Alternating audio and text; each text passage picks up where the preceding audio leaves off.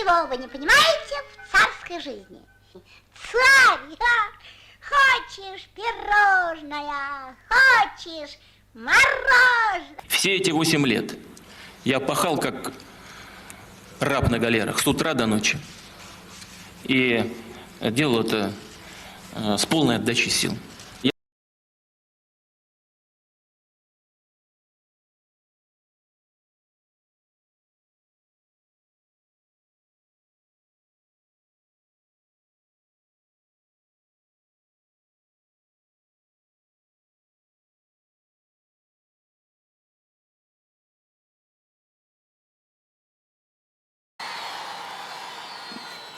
Дорогие друзья, я прежде всего хочу поблагодарить всех граждан России, которые принимали сегодня участие в выборах президента Российской Федерации. Особая благодарность, конечно, тем, кто собрался сегодня здесь, в Москве, всем, кто поддерживает нас в каждом уголке нашей огромной, необъятной Родины. Спасибо всем, кто сказал «да» великой России. Я вас спросил однажды, мы победим? Мы победили! Мы победили в открытой и честной борьбе.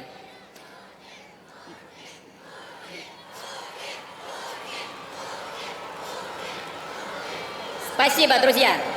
Спасибо. Мы победили в открытой и честной борьбе. Но это были не только выборы президента России. Это был очень важный тест для всех нас, для всего нашего народа.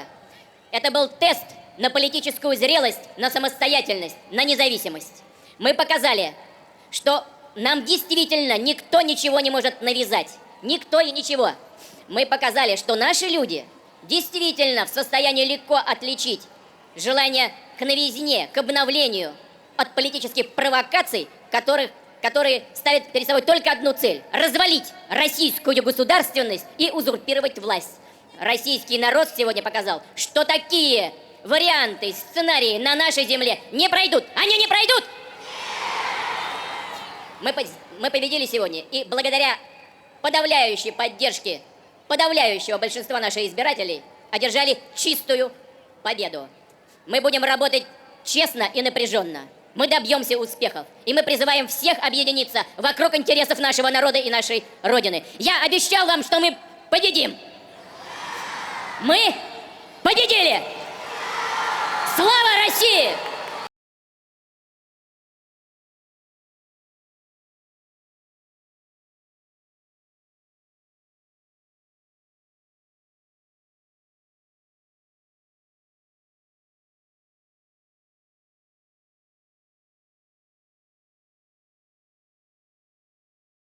I have what is called a perforated septum, slightly different from a deviated septum, and that is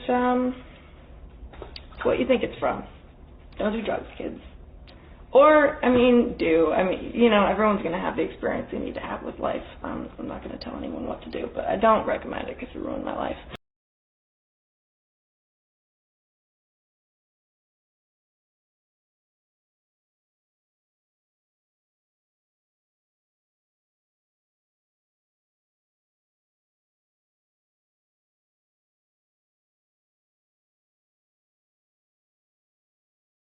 Последствия незаконного оборота кокаина в Бельгии становятся все более заметными, особенно в лор-клиниках. Сюда поступает все больше и больше людей с серьезными поражениями носа.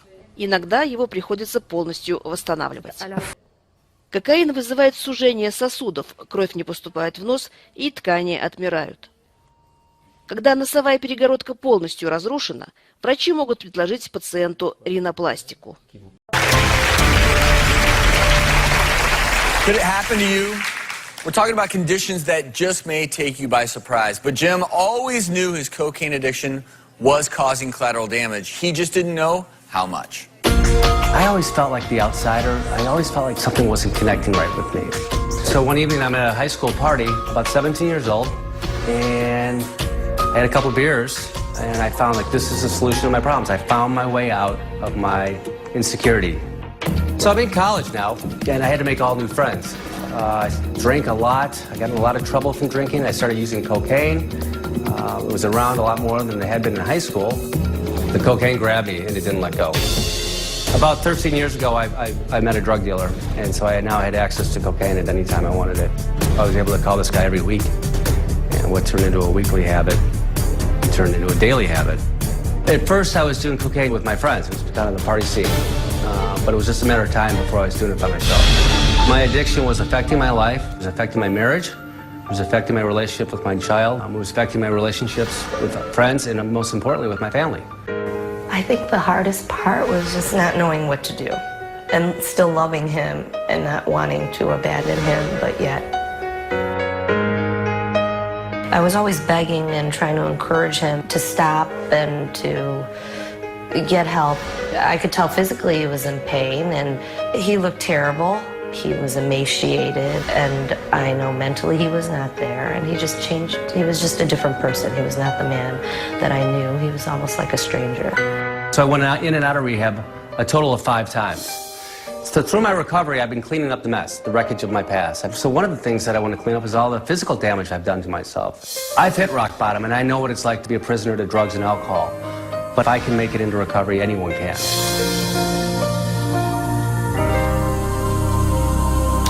I introduced Jim to a colleague, Dr. Jay Calvert, who set out entirely to reconstruct Jim's nose. Let's take a look at what he did. Well, we're taking out the 8th rib because this gives a large amount of material and it's fairly easy to harvest. That's actually a pretty good rib. Yeah. Now we're going to harvest the 9th rib, make sure that I have the piece I need to hold up the tip. So now we're going to check to see that we didn't get in the chest by filling the wound with water and inflating the lungs. No bubbles, no injury. This strut of cartilage will be used for the post that will hold up the tip of the nose. So next I'm going to remove the deep temporalis fascia through a small incision over the right ear. There is no support to the structures left in this nose, so we're going to make stuff to hold it up. I'm going to cut large dorsal reconstruction grafts. They're grafts to make the bridge of the nose, along with some other cartilage grafts which will be designed to keep the tip in position and support the nostrils. These 2 grafts together are going to make the bridge. Now I'm going to burr down the anterior nasal spine. So these are going underneath the nasal bones. So I now have reconstructed the bridge of the nose, and I'm going to put in a strut of cartilage to hold it up. I'm going to place that strut in between the 2 bridge reconstruction grafts. And we can really see that there's a nose in here coming out. So next I'm going to lengthen the nose by putting in a columellar strut that will also function to bring the length of the nose down the face. His cartilage is really behaving nicely for this case. We're really getting a nice reconstruction because the cartilage is cooperating. So this is going to be the nostril reconstruction graft that we're cutting now. Seriously, closing this thing is not going to be easy. This is the dice cartilage. We will take this cartilage and then wrap it in the fascia. So this is the fascia graft. By putting in the fascia with the dice cartilage, we fill all that in and smooth out the bridge of the nose. It's sort of like spackle for the bridge of the nose. So we are going to slide the dice cartilage with fascia graft into position, and this will reconstruct the bridge. The cartilage that we used was really quite good, and the grafts settled in place perfectly. I think Jim's going to be really happy with the results. He's just got to heal it up now. Amazing stuff, wow. Dr. Jay Calvert and his team. They're all here. Fellow plastic surgeon Dr. Ritu Chopra, who harvested one of Jim's ribs, as well as colleague Dr. Mark Kam, an otolaryngologist. Welcome to all of you. Just an amazing surgery. You know, as a plastic surgeon, I can appreciate the complexity of this type of, I mean, truly a total nasal reconstruction. But in your mind, what was the toughest part of this case? Well, the toughest part is dealing with the soft tissue envelope, the skin and what's left of the lining of the nose, because it's all destroyed. And to really get that to cooperate and to come off of his face was like trying to get brick to move. See, you have to understand that it's 2 parts. You lose the inner support, but as part of that, the soft tissue, like you said, the skin itself shrinks down. It's very hard to expand, what is essentially scar tissue. Absolutely, and there's no way to make that work unless you're going to really baby the tissue out and put in the right support, which is why we needed rib. Thanks to Dr. Chopra for helping me out to get that rib out of there. He's good at finding that rib, isn't he? He is. People used to get cartilage from the ear, but it was too flimsy. And now with Dr. Calvert's technique, the rib provides support, and it provides a lot of it. Dr. Cam, when you first saw Jim and looked inside his nose, what was there? He had a silicone button, a large piece of silicone that was replacing the septum because the septum had been eroded from previous trauma and the use of cocaine. And there was a lot of infection. We could just see the green drainage and the crusting that was in there. And knowing that Dr. Calvert was going to be putting in a graft, there was the best way to maximize a positive outcome was to make sure that any infection that was there will be cleared out. And so we enlarged the sinuses, removed the chronic infection, and removed that septal button, which was giving him a lot of problems. Yeah. Dr. K makes a great point. Is getting that pus out of there. Nobody wants to put fresh cartilage grafts into sewage. It's just not good. You know, that's literally what it is. It's terrible. That was pretty descriptive. Thank you. I think that brings it home for everybody when you see it that way. Yeah. Well, this was not an easy surgery. Is everyone ready to see Jim's new nose? Yes. Well, it's been almost 4 weeks since the surgery. Jim, come on out.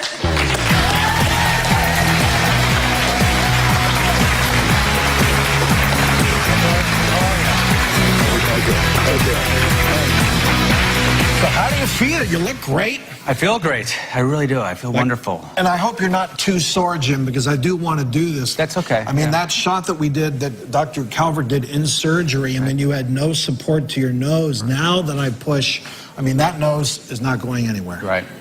That's good. That's good. So I want to take a look at the way your nose looked before and compare it to how you look now. Sure. So let's take a look. There's your nose before. Okay. And side to side. Oh, wow.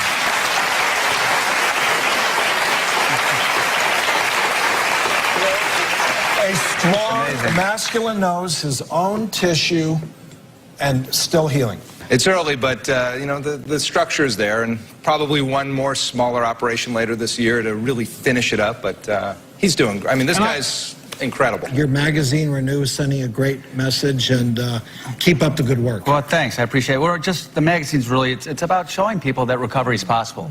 And with over 20 million people living in recovery, I think what better than to have a magazine that could really help them enhance their lives and show them ways that they can improve their lives. And Jim, you're also standing here before everyone saying, look, if I hadn't done this, I wouldn't be here on stage having to go through all of these procedures, all the pain. Right.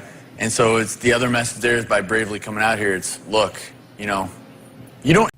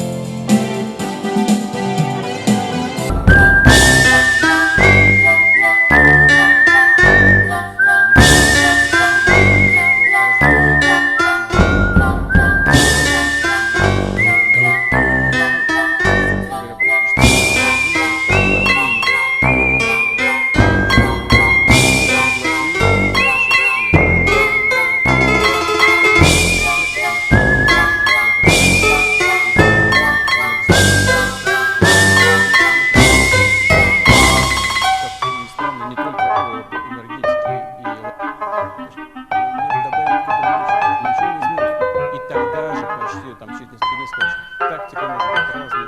Тактика, предложенная Министерством обороны, Генштаба, никакие там доверяют им,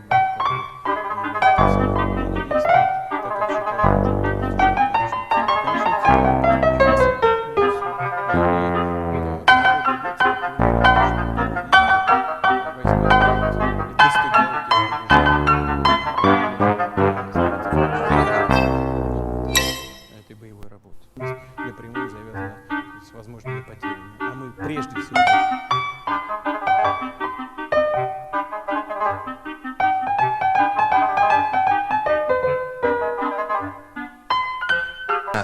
One can end up with a almost boxer type appearance. Iris scissors, please.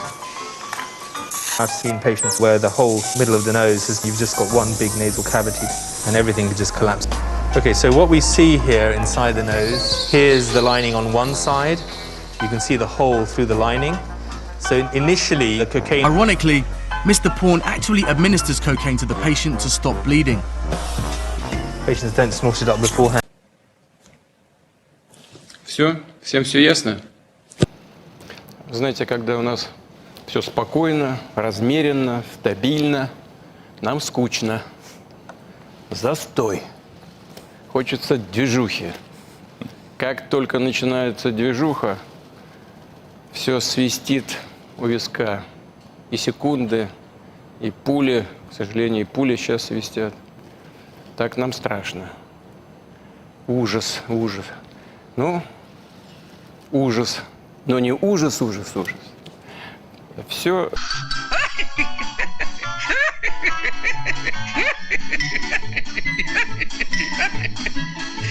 Веселый порошок.